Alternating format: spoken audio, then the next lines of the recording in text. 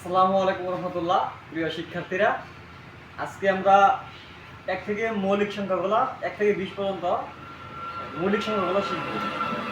তো যারা জানেন আলহামদুলিল্লাহ, যারা নতুন জানেন না তাদের জন্য মূলত আজকের ক্লাসটি। তো ধৈর্য সহকারে দেখার অনুরোধ রইল। ক্লাসটা শুরু করি।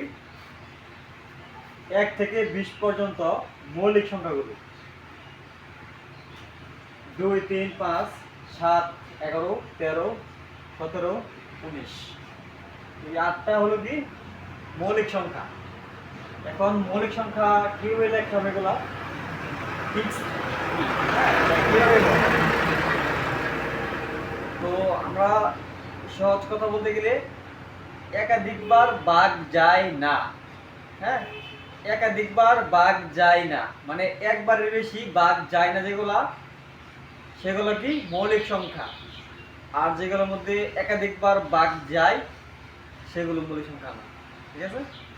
তো এখানে 3, 3 একে 3, 11, 11 একে 11 মানে 3 একে 3, 3 দেখো কোন সংখ্যা দিয়ে ভাগ যাবে? আর ভাগ যাবে না, একবারই শুধু ভাগ যায়। তো